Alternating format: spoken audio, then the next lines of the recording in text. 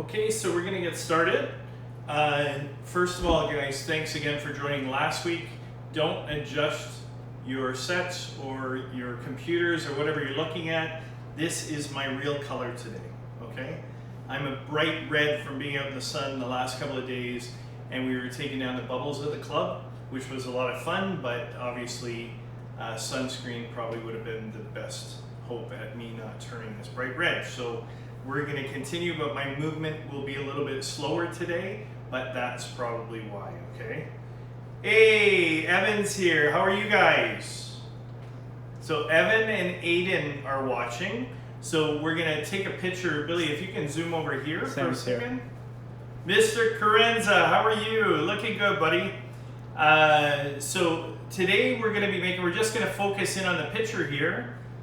My two buddies are watching today. It's Evan and Aiden, and this is dedicated to them, okay? Dad's gonna have to spend some money this week.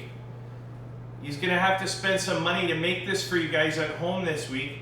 There's nothing wrong with box craft dinner, Brian, okay? But this is taking things to the next level. So Aiden and Evan have been watching since the first live episode, and today we're making a really awesome gourmet style mac and cheese. So really intense cheeses and produced pretty much in the same manner, but we're doing a sourdough crumb crust on top, and we'll get into that just in a second, okay? I want to remind everybody, so members and staff at the club, about the leftover food challenge that we initiated last week. So last Friday we talked about it. It started on Monday. It was about any staff member or a member of the Boulevard Club reaching in their fridge, and I'm sure you have a lot of leftovers like we do right now. So you're gonna wanna go in your fridge, create a dish. You're gonna take a picture of that dish. I've had a few people send in pictures in their recipes so far.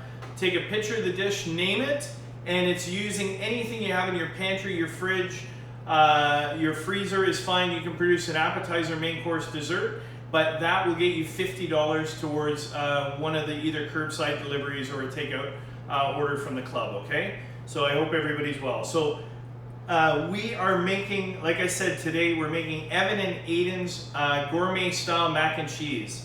So we'll talk a little bit about the products that we're using, and we're gonna serve it with a spiced ketchup. Everybody loves ketchup with mac and cheese. This one we've changed a little bit. We've added a little bit of a twist to the ketchup recipe, okay? So why don't we talk a little bit about the initial stage of the mac and cheese. So we're using a noodle that is called a Scooby-Doo.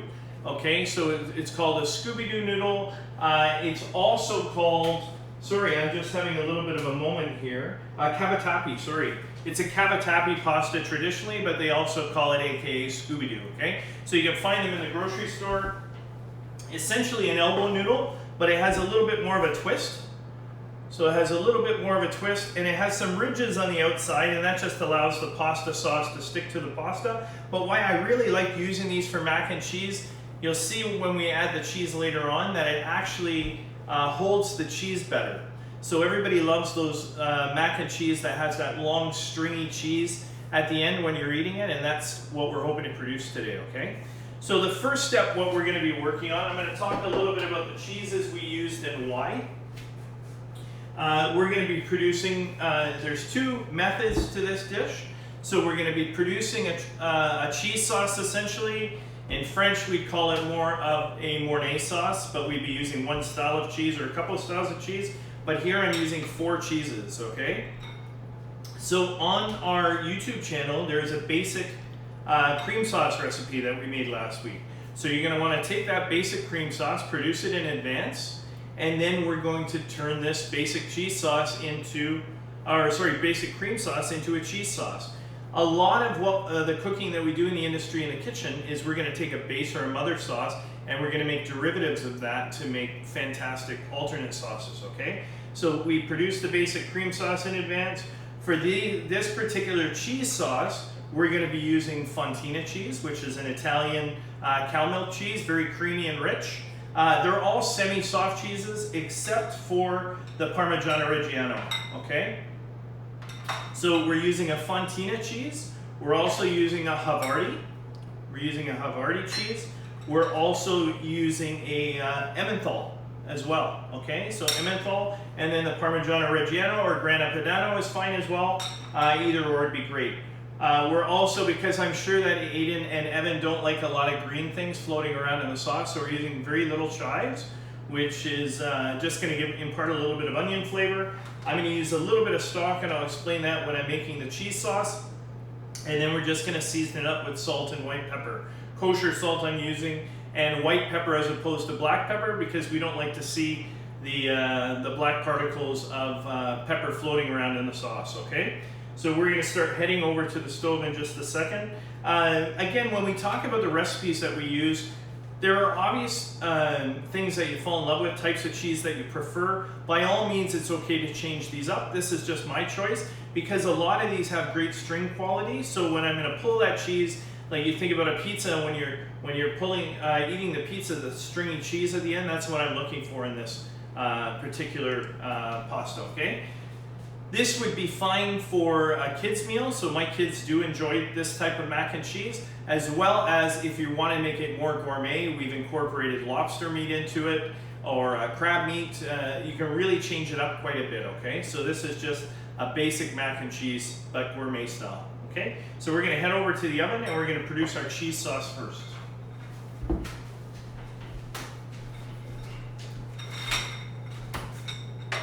So I'm going to show you how really simple this is. And Sam, I know you joined us a couple of minutes after, but yes, this is my real color. Okay, we were out on the tennis bubbles, taking down the bubbles for the last 2 days, and I didn't use sunscreen. So this is what I look like today, okay? So I'm just going to go medium to low heat first. And you're going to see in the recipe I called for 2 cups of chicken stock.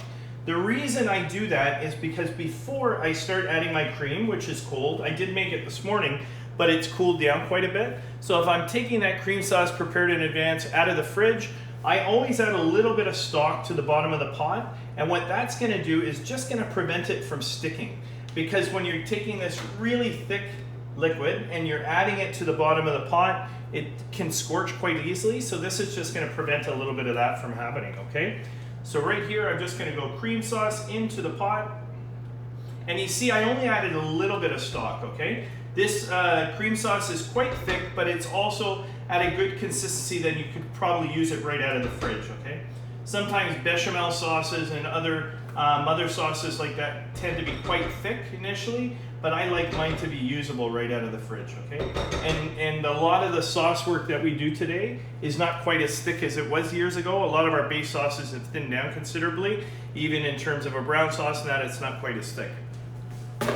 Okay, so medium to low heat. And this is how difficult that is. So now that stock I'm incorporating, but it's definitely lightened things up off the bottom of the pot here. Okay. This is how easy this is. I'm going to add these cheeses. You see I've cut them in smaller pieces, and that's just to allow them to melt faster rather than having a big piece of cheese. So I'm just going to incorporate these here. Okay.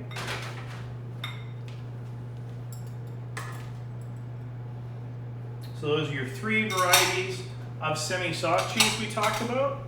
So again, the Fontina, the Havarti, and the Emmental.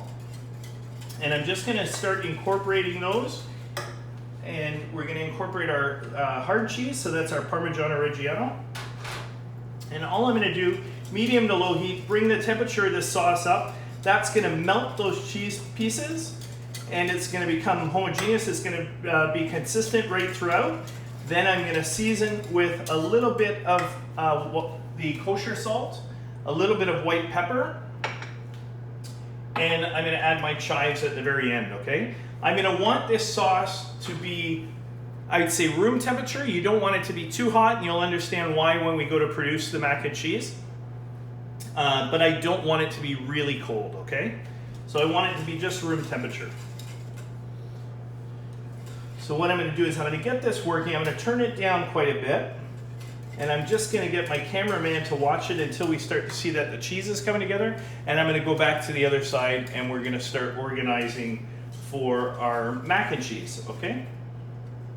So So I'm just going to leave that on the side there for you to take care of, sir. But you can see, even now, you can see the strings of cheese, and that's because of the particular varieties of cheeses that we've chosen. Because I wanted to show you the final product, I do have one that we made this morning in the oven. I'm just bringing it to temp, and I'm starting to brown the crust that you'll see when we produce it, okay? So yeah, this isn't going to take long at all, Billy. Like we're pretty much there, okay? All right. So we're just going to take this out just so he doesn't burn himself. I'm just going to leave this on the side. Just please give it a stir. Important to have somebody watching it if you're not there watching it, because it can scorch quite easily, and that burn will permeate right through the sauce, and you don't want that, okay? So I'm going to turn this right down so he can manage it, and I'm going to start on the other side and show you some of the mac and cheese, okay? There you go. Ready to go. You can just follow me back over here, Billy. Yep.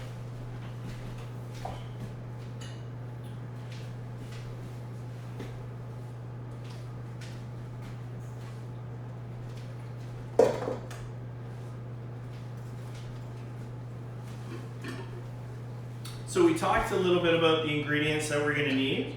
Obviously, baked dish, you can use an aluminum foil pan if you have. We have a couple of these. I have a larger one in the oven, but this will do about half this recipe.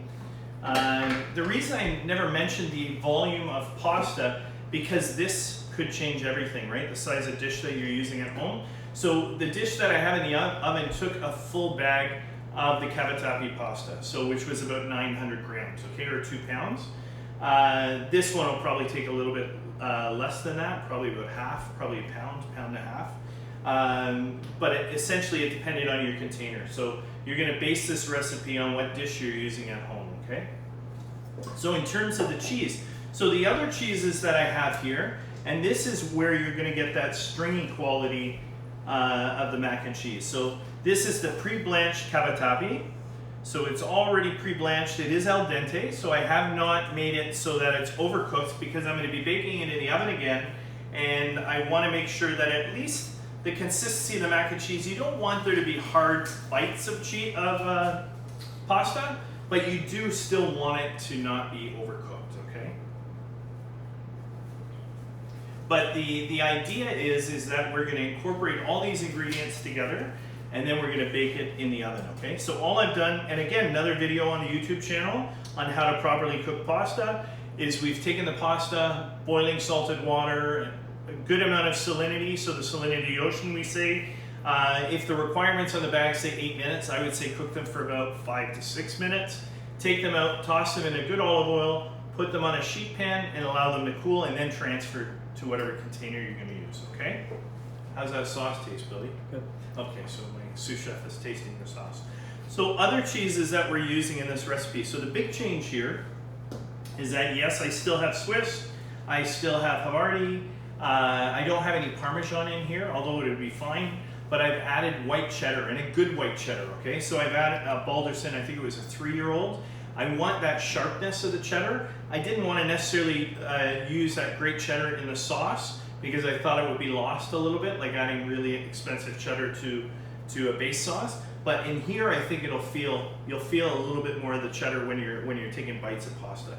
So all we're going to do, we shredded all these cheeses earlier, and there was about 8 ounces of each. You can add more or less depending on what you're looking for. And I'm going to add this into the cold cavatappi, okay? So the reason I don't want this to be hot is because the minute I mix this cheese in, it would melt. So I want this to be able to go right through all the noodles first, and then I'm going to add the room temperature pasta sauce to it, okay?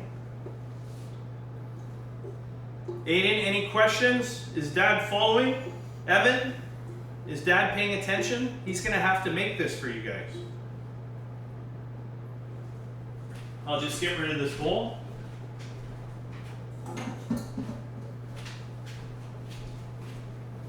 Okay, so I'm just going to again continue just mixing this cheese product, all the different cheeses right through the cavatappi, okay?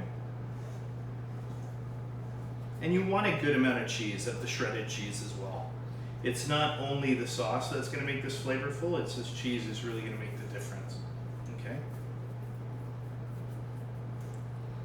That's it. And you can prepare this in advance.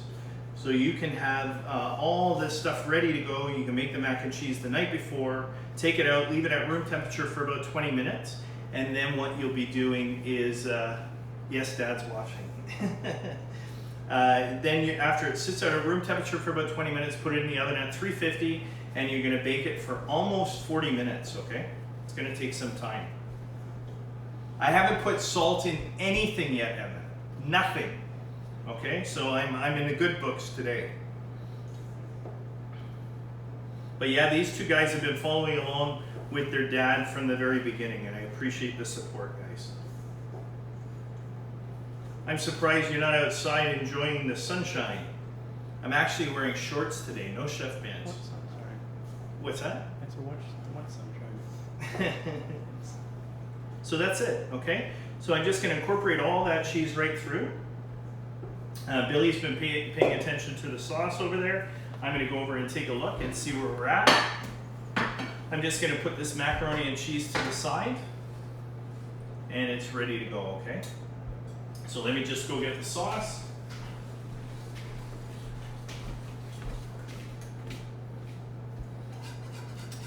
Yeah, I think, so just show over here again, Billy, please.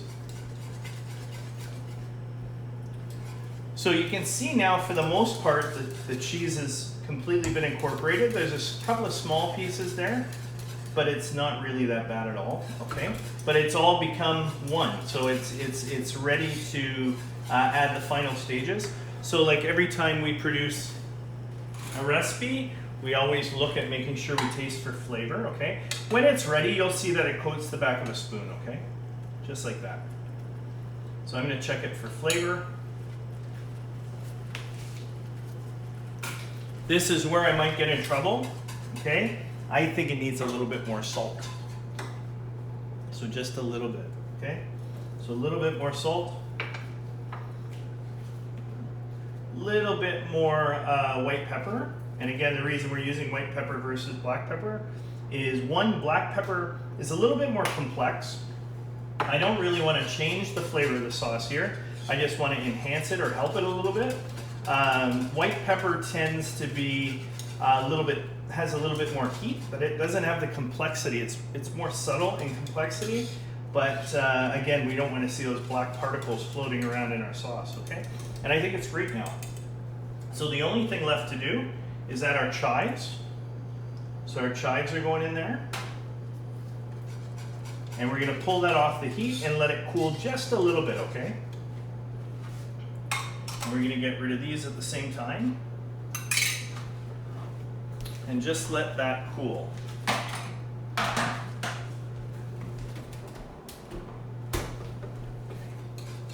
I'm gonna show you in a minute the mac and cheese, because what we're gonna do at the very final stage is we're gonna take the lid off just so it has an opportunity to brown. And I'm gonna start doing that shortly, okay? So I'll take this over to the other side. Evan asked, what's a good side dish for mac and cheese? Good side dish? I mean, I'm gonna let you tell us what your favorite side dish would be with mac and cheese today. What would you eat with mac and cheese? Just mac and cheese? Would it just be mac and cheese? What do you think? I've got a question. Yeah. Because I hear a lot of confusion about this. Do you consider mac and cheese a main course or a side? I think it could be whatever you want it to be. I'd consider it a main course. Because I hear What a do lot you think, Mr. Carranza? Would you say main course? Oh, yes. Oh, nutmeg, absolutely. So nutmeg I would use more in a traditional bechamel, not necessarily in this particular cream sauce. But you're absolutely right. If we were doing a traditional bechamel sauce, I would add a little bit more nutmeg. It's kind of like the old version when we talk about doing mashed potatoes. We used to add nutmeg to everything, right? For this particular dish, I didn't. But side dish, Evan, I would say, what about a good hot dog? He says garlic bread with cheese on it. Hey, that's a great idea. I think it's a great idea. Garlic bread and cheese, bang on. Good call. Hey, like I said, a lot of people, like at the club, absolutely, some of the kids enjoy it just as a main course. Adults love mac and cheese. I mean, we're making it really crazy now. Like, we're making it with lobster and all kinds of different things. Lobster mac and cheese is delicious. But maybe we change the cheeses up. Maybe we wouldn't use the same types of cheeses, right? It's completely up to you. That's the fun thing about cooking, I think, that everybody gets so caught up in. Oh, you have to follow the recipe. It has to exactly be like this. Don't change it. It's the really enjoyable part about cooking is being able to come up with new varieties and new complexities and changes of flavors and stuff like that, right? So don't think that every recipe is marked in stone. The whole fun of it is going out to the store and trying a new cheese. Maybe adding goat cheese. You never had a goat milk cheese before? Add it into a fantastic cheese sauce, or just crumbled on top of the pasta, whatever you'd like, right? Okay? So now the other part of the recipe that we're going to talk about is the crumble. Okay, so while this cools a little bit, I'm going to make the sourdough breadcrumb, the crumble for on top. And the reason I like to put a crust on top of the mac and cheese, we learn a lot about textures when we're cooking, okay? So that not everything has to be soft right through. And mac and cheese is very soft. I mean, you might get some crunch of the caramelization of the cheese on top and stuff like that, but for the most part, the whole dish is one texture. So what we like to do in culinary world is we like to add some nuances of texture changes, and that really changes the dish for everybody, right? So a sourdough crumb crust for this, it might be, if you're doing a sweet potato dish, it might be a pecan praline. There could be all kinds of different things you do, but for this particular dish, I picked the sourdough. I wanted to keep it somewhat to the norm, not too far out of the norm, because everybody likes comfort dishes as well, and mac and cheese is definitely a comfort dish. Sam says, yeah, side dish, sure, but kicking up with protein and is a main dish. Absolutely. Do you like mac and cheese, Sam?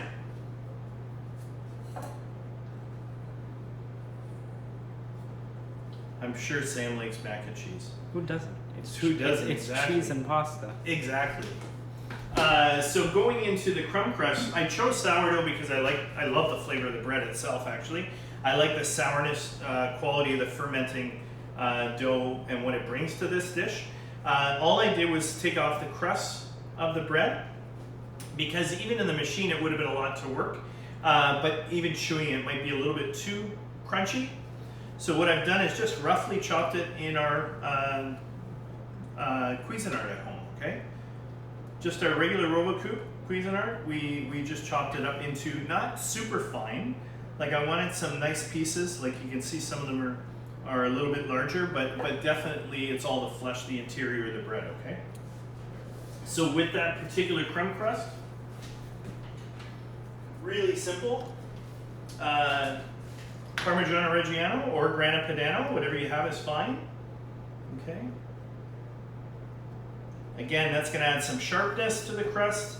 We talk about layering flavors, so everything we do, we make sure that we add flavor to it. So I'm not just going to put a breadcrumb with nothing in it. I want to add some different nuances of flavor. So the Parmesan is going to give me some salty and some really sharp contrast. I'm going to put in some Italian parsley. It does add a little bit of flavor, but mainly for visual. It does add some freshness, like grassy notes. Sam says he loves mac and cheese. He loves awesome. I'm just going to grab my salt here. So a little bit of salt. Here we go, a little bit of salt, Evan. Oh, Vincey's here. Hi, Vinci Nava.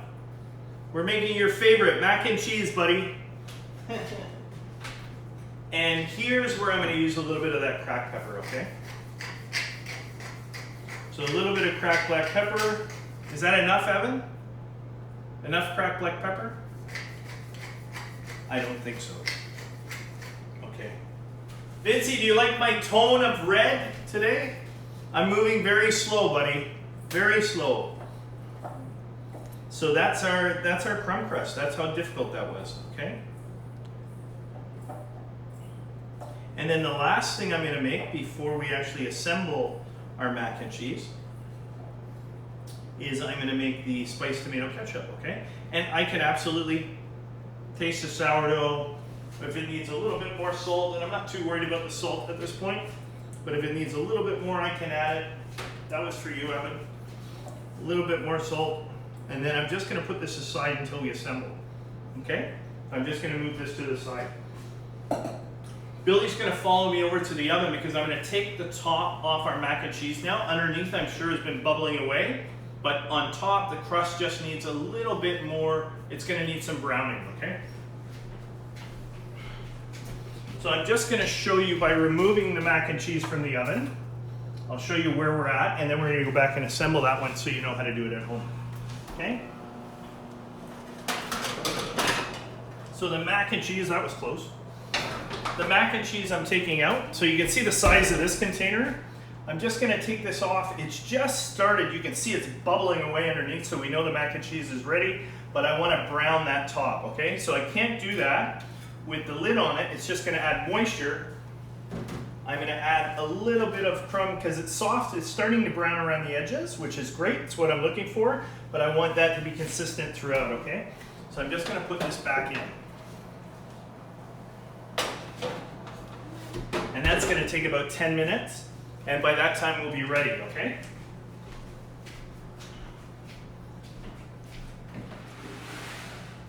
So now the twist in the ketchup world.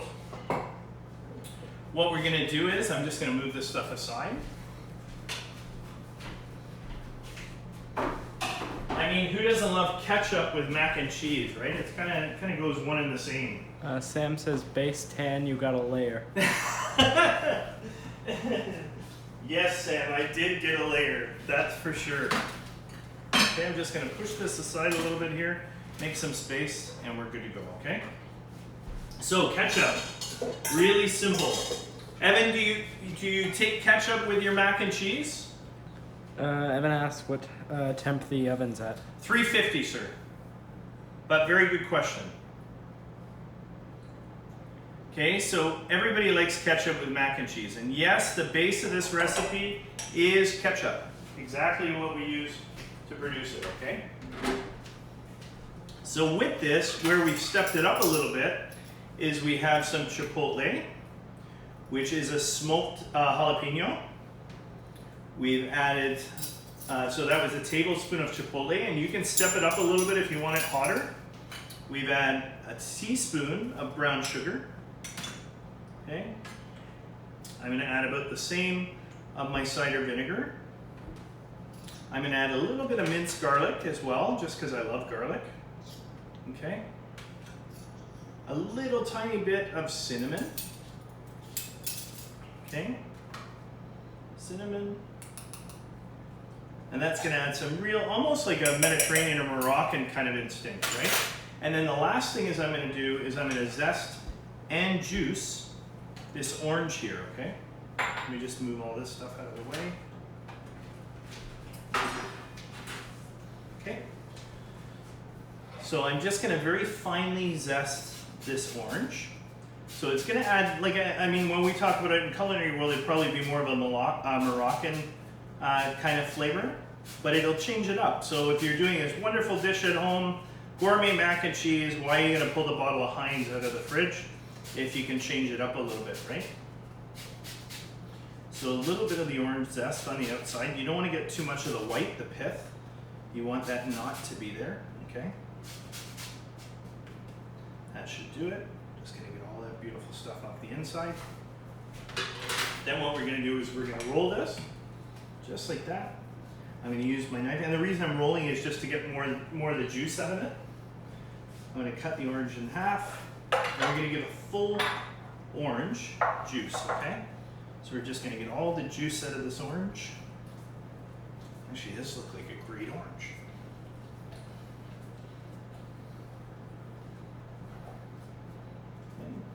Okay. Again, the same.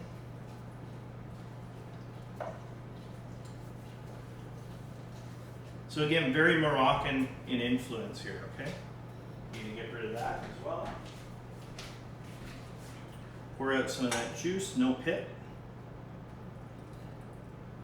Okay. And I'm just going to bring those ingredients together. I'm just going to get rid of everything I don't need here.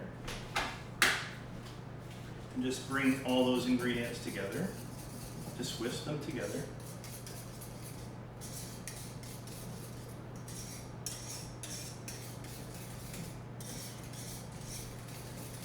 And this is where I check for what, Evan? What does he think I'm checking for now? Oh, Ryan says that's the game changer right there. That is the game changer, absolutely. Okay. So hi Ryan, how are you, Sensei? So a little bit of cracked pepper and some kosher salt, okay? Good to go. Okay, that's the game changer. And then I'm going to taste it, obviously. Have my spoons ready here. Just going to taste it and make sure the heat's good. Yeah, actually the orange is really nice. For me, you get the chipotle, but I want a little bit more. So I'm going to put 2 tablespoons. But the heat is there, but for me I like it a little bit spicier, okay? Okay, that's it. So our ketchup is ready. We're going to pull that to the side. And we're going to go back to our mac and cheese. I'm just going to have a look in the oven on the other side, and I'll be right back, guys.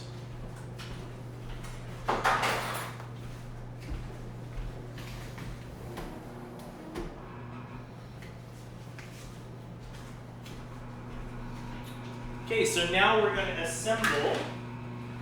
Now we're going to assemble that mac and cheese that we've already prepared everything for, okay?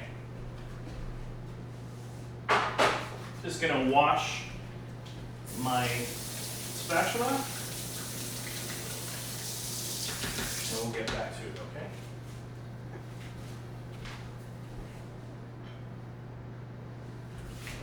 Just checking my mac and cheese for color. Oh yeah, it's starting to look beautiful. So for the last 350 for about 30 to 40 minutes, and then the last 5 minutes, you can turn broil up a little bit because now all the breadcrumb is dried out. It's nice and got a nice crunch. And I'm just gonna brown it, okay? So right now at this point we talked about, we have all of our cavatappi pasta with the cheese incorporated. The full amount of your cheese sauce is going to go in now, okay?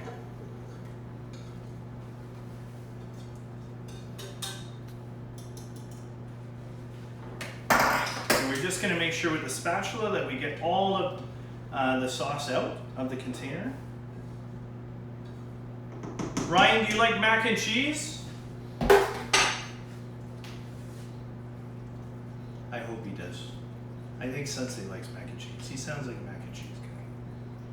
You'd never know it. The guy's in such great shape. I look like I eat mac and cheese. Ryan doesn't look like he eats mac and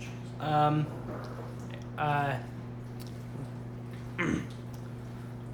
Evan says, what kind of drink goes with the dish from both a kid's perspective and an adult's perspective? With an adult's perspective? Kids you know and what? adults. Well, okay, from a kid's perspective, let me think here. I'm thinking as a kid now, okay? So actually, I'm going to ask my son, what do you think would go great with mac and cheese from a kid's perspective? I'm not sure. You know what? If you're into sparkling drinks and stuff like that, maybe a sparkling water.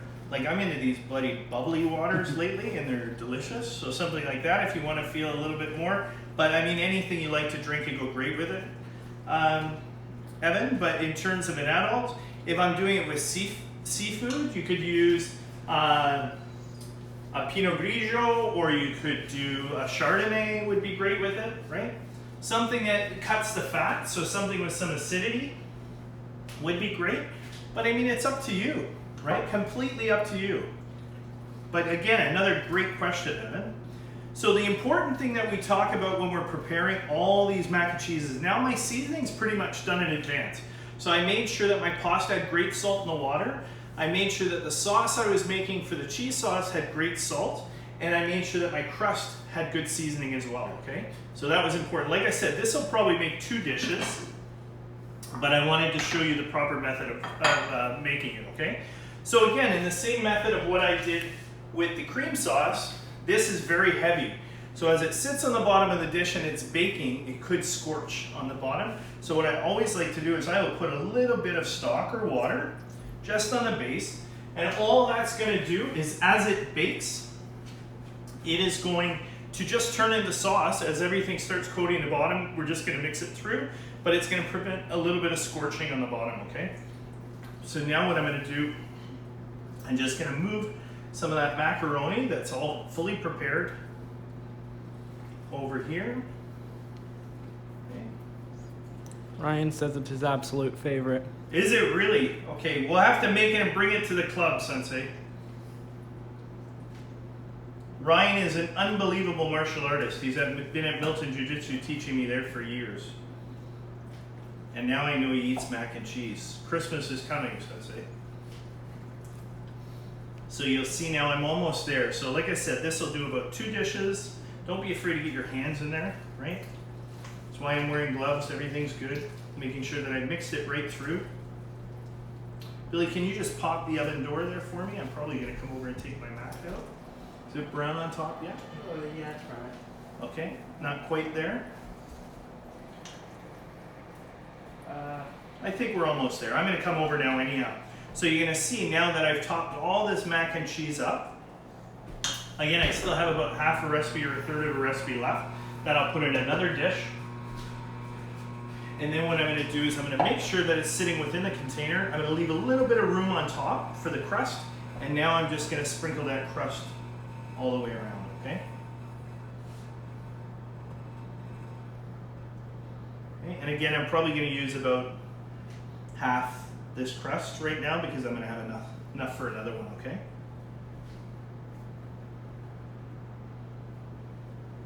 Just like that. Okay, I'll put this aside. I am going to bake it for the first 40 minutes, half an hour, 40 minutes, with the lid on. I'll be right back, just washing my hands.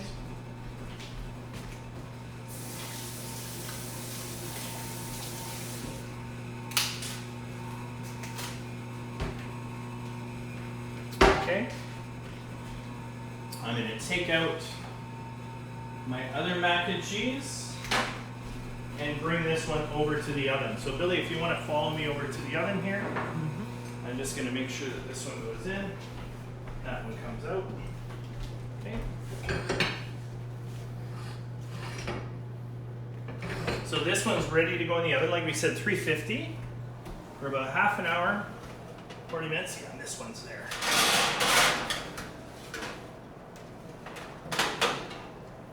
Okay. There you go. So that one's good to go. Okay. So I'm just going to transfer. Now would be the time when I'm going to put this one in the oven.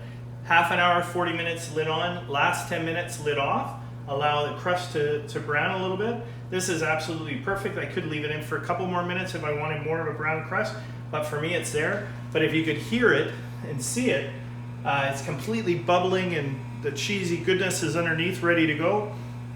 And we're just gonna get ready to serve it, okay? But I'm gonna show you what this actually looks like underneath as well. Okay, so let me just bring this over.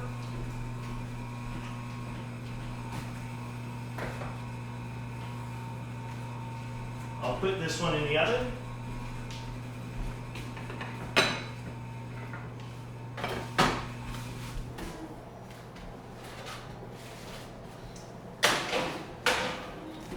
Okay. And I'm just going to grab a spoon so you can see the inside. If you have smaller dishes at home that you would rather, you can do individual mac and cheeses rather than doing a big batch like this, but this was more of a family style recipe. But you'll see now, so obviously our spiced ketchup ready to go on the side, served in a small vessel, but in terms of the mac and cheese, you can hear the crust, but just the mac and cheese itself is ready. Billy's been waiting for this since the smell morning. That came out of that Okay. as you cut it. So Billy's been waiting for this since morning, but it's completely oozing and stretchy cheeses and ready to go, okay guys? So thank you guys very much. Dedicated to Evan and Aiden this week. I hope you guys try the recipe at home and I hope you enjoy it.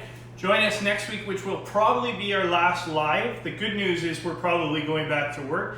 I will continue to produce some of the regular recipe videos, but the live might be shortened a little bit. But next week we're gonna make an amazing dish.